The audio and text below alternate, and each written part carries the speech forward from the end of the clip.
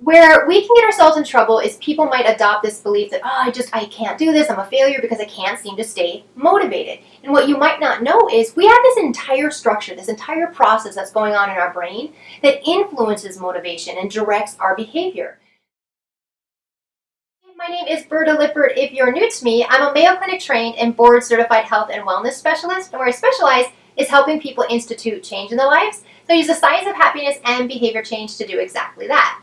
Now today I wanted to talk to you guys about motivation because there are some popular self-help gurus, some popular authors, some popular Instagram accounts that you might be following that are trying to put out this idea that, oh, you know what, motivation is crap. Motivation is overrated. Motivation doesn't even exist, which is not true at all, because you guys, what you may not know is there are 3 things that are required in order for us to act. So for all human behavior, we have to have the opportunity to do something, we have to have the ability to do something, and the third piece of that is the motivation. We have to be motivated enough to do it. So motivation does indeed exist. What I want to share with you is this.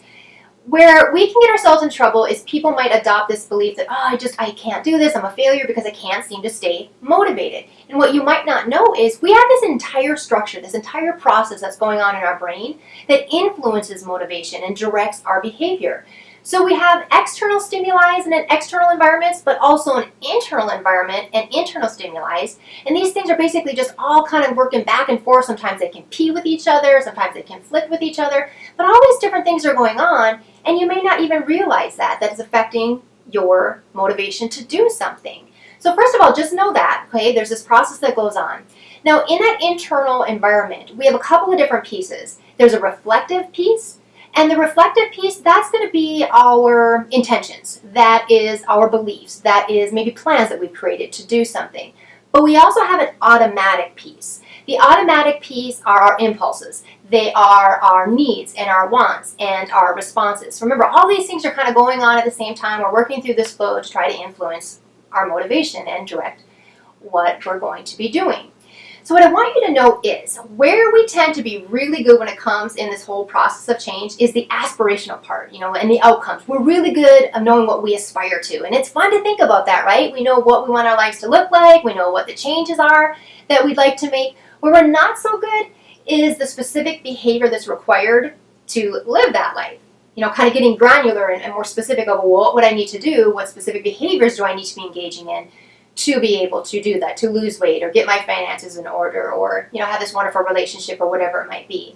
So I want you to know that there are tools out there. There's exploration tools, there are mapping tools, but what's probably most important is matching tools. So, you have this stuff, this idea of what you aspire to. And now I'm telling you, hey, what you need to do is get really specific on the behaviors that are required to achieve that. What I want you to do as far as matching goes is you have to match the behavior with what you currently have the opportunity to do, what you currently have the ability to do, and what you are currently motivated enough to do. So that might look a little smaller in the beginning. We have these big ideas, but maybe the steps that we take initially are quite a bit smaller than that. But not to worry, because we build on those and we'll scale those. But I want you to keep those 3 things in mind when it comes to motivation, behavior change, aspiring to any goals.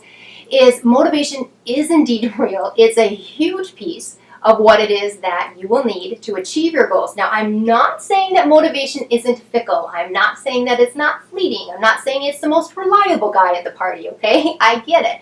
But I just want to make sure that you leave here knowing so you don't feel defeated when you hear these things about motivation or when you take it personal and you think that you're just not capable of achieving something because you can't stay motivated, because that's not true. It's just, the way we're wired and the way that our brain works, but know that there are tools out there, things that we can explore, things that we can kind of map out, and things that we can match with our current opportunity, ability, and motivation, okay? So I hope this was helpful in helping you to establish the motivation, kind of grow that motivation, maintain that motivation.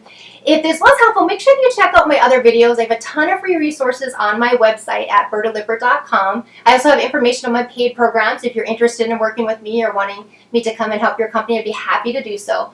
But motivation is key. We know that that's a big player. And again, I hope this video was helpful in helping you achieve and maintain your motivation. So thank you so much for letting me share this with you, and I will see you next time.